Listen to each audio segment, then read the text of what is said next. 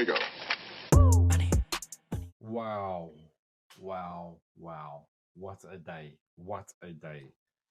Big news. So, David Ornstein, a very respected journalist today, has come out and said that Alexander Isak is adamant he will not play for Newcastle United again, even if the window shuts. Without him getting out, the 25-year-old views his Newcastle United career as over, with no wish to reintegrate into the club.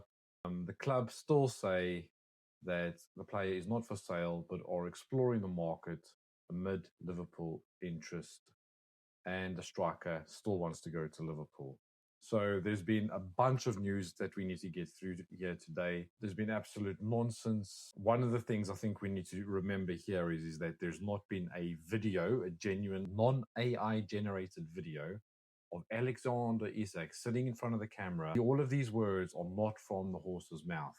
I know we're saying it from David Ornstein. I know we're saying he's very respected and that he wouldn't have come out with this unless he had a confirmed source or sources to back up what this is all about. Is this coming from his agent? We can talk for ages about his agent, and that Isak is really the kind of prime and only player that he has, and he's looking for a massive payout. So that aligns to his agent pushing for a move. There's also talk that Melissa Reddy said that Isak informed Newcastle last summer that this would be, or the previous season would be, his final season at the club. And then he repeated that again 2 weeks before the campaign ended and after the last game, which was at home to Everton, which we lost 1-0, but still qualified for the Champions League. So this is, again, all coming from David Ornstein. I don't know if David Ornstein is Alexander Isak's best friend. I don't know if David Ornstein's best friend is Alexander Isak's agent. But I think we need to cut the BS and just appreciate that none of this has come from Alexander Isak's mouth. Well, I remember a couple of years ago when Wayne Rooney wanted to leave Man United, he himself sat down and he spoke to the media, and it was black and white from the horse's mouth, him saying that he was arguing over a contract renewal.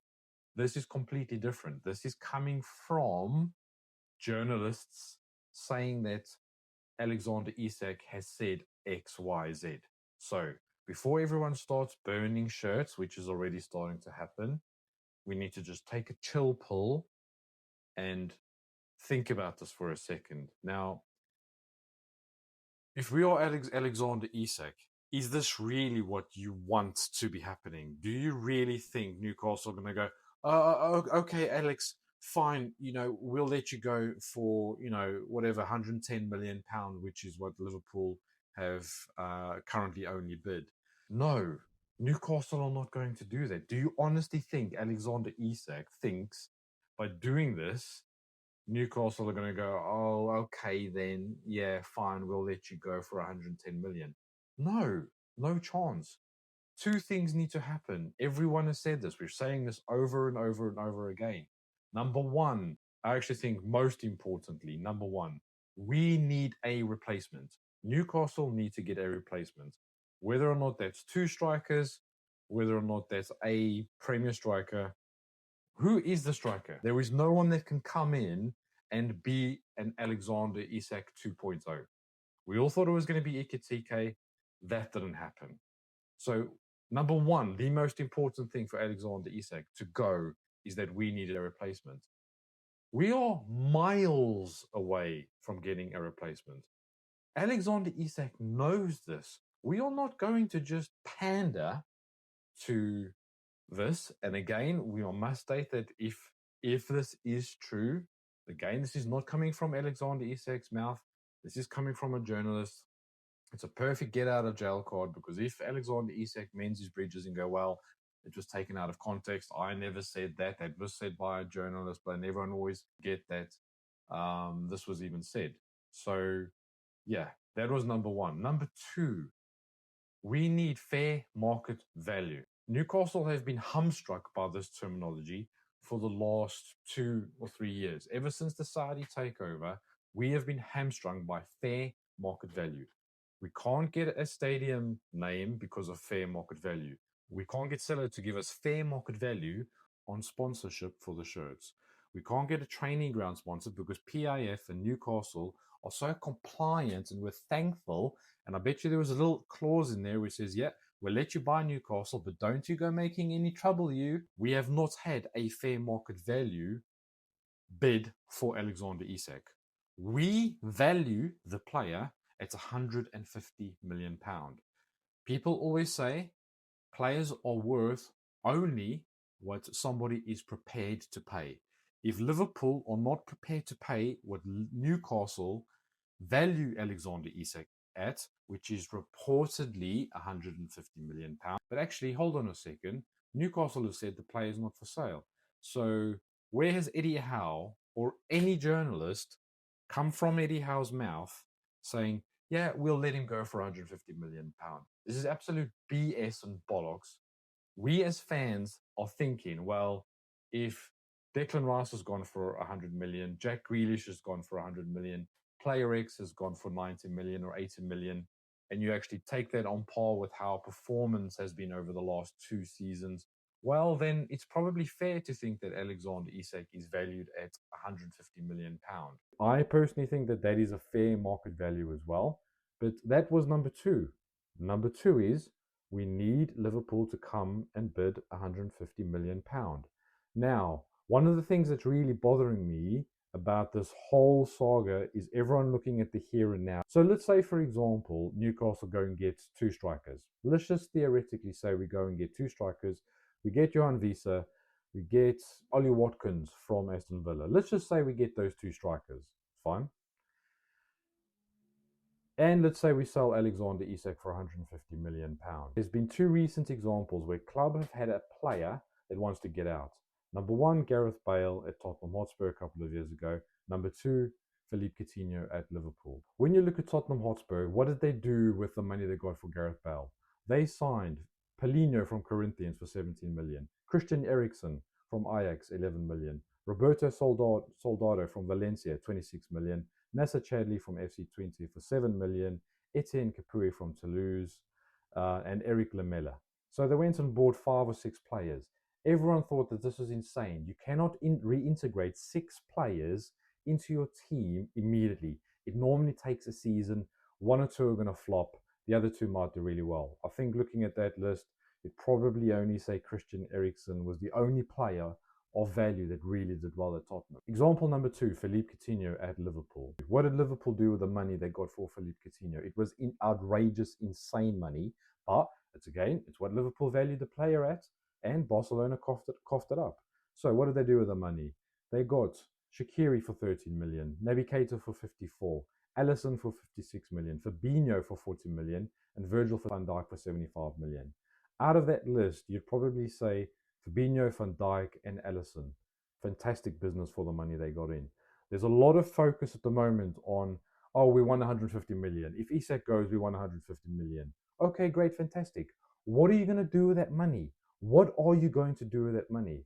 There's a very much a here and now narrative at Newcastle. And I think one of the issues about not having a sporting director, not having a CEO, what's the next plan? What's step 2? What's step 3? What's step 4? What are we going to do in the January window? What are we going to do if Tonali wants to go? Where are our midfield replacements if Bruno, Joelinton, and Tonali want to go? What happens if we get a bid for Botman? Who have we lined up to replace all of these players? Liverpool said to Coutinho, we'll sell you in 12 months' time. We promise you we'll do that. And then took the 12 months to go and scout and say, okay, who are we going to get to replace Coutinho with all of this money that we're going to get? I think that this is what Newcastle should have been doing. Or is this what they were planning to do, but we just still can't do it because of PSR? Why can we offer big transfer wages, 65 million last year for Mark Gay? Newcastle bid £70 million for Ikitike, couldn't get him. Newcastle bid £70 million for Benjamin Sesko, more than what Man United actually bid, and still couldn't get him. So why is it that we can make these big bids for transfers, but we can't afford to pay our best players higher salaries? Something is not right there. Something is distorted in terms of the club's finances. Alexander Isak's wages was £6.2 million. Are you telling me you can't put an extra £5 million on that and then double his salary at Newcastle? Why not? If you can spend £70 million on a transfer to Ekitike, appreciate that's spreading the money over X amount of years. Surely you can say, okay, well, most people have played FC. Put a bit more money in your wage budget as opposed to your transfer budget, and well, there you go.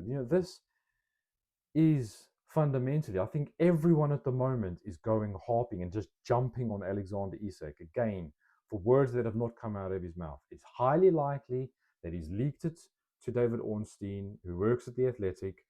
Um, but fundamentally, I must say that this has not come from Alexander Isak. But everyone is just really focusing on what the issue is here: is Alexander Isak's words. This smacks of small club mentality.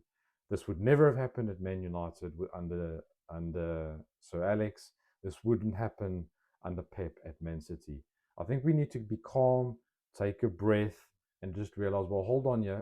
As everyone said, we hold the cards. If you don't want to play for us, fine, sit on the bench and we'll go get Johan Visa and another striker.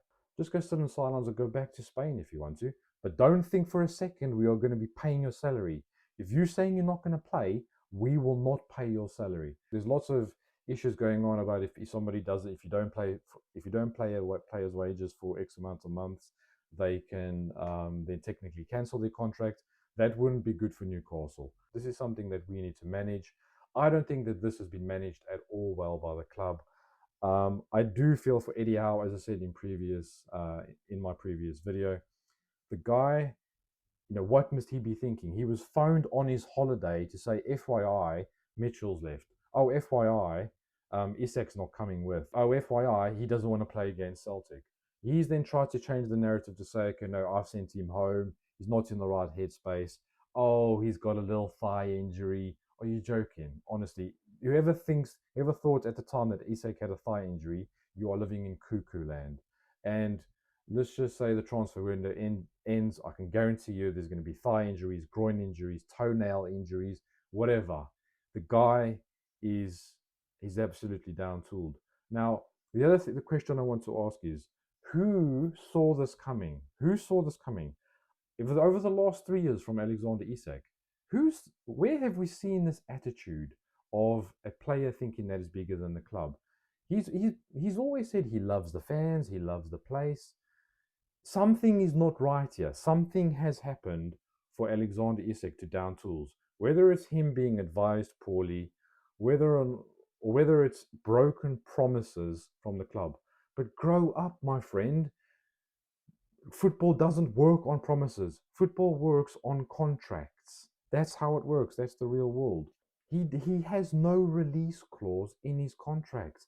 If there was a release clause for £120 million and Newcastle was saying no, we want to keep here, then I can understand this whole narrative about Newcastle, you know, Newcastle holding the player prisoner. He's not a prisoner. He's getting paid to do nothing currently. That is not what a prisoner is. We do have to address the other BS, absolute BS, about people saying he put his house on the market already, which means he's packed his bags and he's currently on his way to Liverpool. He put his house on the market because he leased it. He always planned to move. His house was broken to twice in the last year. He always planned to move, regardless of this whole move Liverpool saga that's happened over the summer. I do want to call out Rory Jennings as well, the man child, who says that Newcastle are incompetent at making signings. Now, we tried to buy players, we couldn't buy players. It's not because Newcastle are incompetent. It's not like they sat and said, oh, let's not try and get Pedro, let's not try and get Sesko, let's not try and get Ikitike. They've tried to get everyone. They may have failed in terms of their boardroom tactics, but it's not incompetence in failing to sign a player. Every single player that has not come to Newcastle has gone for a higher salary. Anything else that you hear is absolute BS. I think within this whole situation, we could learn a lot of how Nottingham Forest, and in particular Mariakis, has dealt with the Morgan Gibbs White transfer to Tottenham Hotspur. There was a huge thing about tapping up. He threw out legal cases, etc., etc. What happened? Morgan Gibbs White extended his contract. Yeah. There's also talk about Alexander Isak downing tools or him not trying to perform at the end of last season. He got his little Carabao Cup medal, and then after that, he tried not to get Newcastle in the Champions League so that he could use that as an excuse for not wanting to play at the club. There was a huge narrative that, because we've got Champions League now, it means all of our big players will want to stay. Oh, yeah, that's really happening now, isn't it? But that narrative of Alexander Isak downing tools, I don't buy that. You can't tell me the guy didn't try. He scored goals for us. He actually scored 2 penalties. If the guy wasn't trying, trust me, we'd have seen those balls fly straight over the bar like Salah this weekend. What I do want to wrap up with is a little bit of a dig at Newcastle as well. I love Newcastle. They are my favorite club. I've supported them my whole life. But sort the training ground entrance out. We see a lot of videos of the players coming through over their cars, and Newcastle's training ground entrance is a joke. I've seen building sites which look better than this. Look at Arsenal's training ground. Look at Tottenham's training ground. A Premier League player is generally a millionaire. They all drive Bentleys, BMWs, XYZ. All of these players want to feel special. They want to feel the comfort. They want that first class feeling. If you drive into Newcastle's training ground and you look at that little porter hut with the barriers over there, it's embarrassing. A PIF, sort it out. Make that entrance of Newcastle United a premier entrance for millionaire footballers who feel special and represent the club in a proper way. I'm very embarrassed by it, to be honest with you. Every time I see those players coming out in their Bentleys and their Range Rovers, and you see that little black porter cabin, sort it out. It doesn't take a lot of money to build a nice entrance, for Pete's sake, to our training ground. Yeah, a lot that has gone on today. What's going to happen tomorrow? Let me know what your thoughts are. Do you think Alexander Isak is an absolute rat? Do you think all of these words are coming straight out of his mouth? Or is he using the media to try to get his message out to Newcastle? What are Newcastle going to do? Should they bench him? Should they sell him? Who's going to be our replacements? Let me know in the comments. If you like the video, please give us a like and subscribe. And don't forget. Here we go.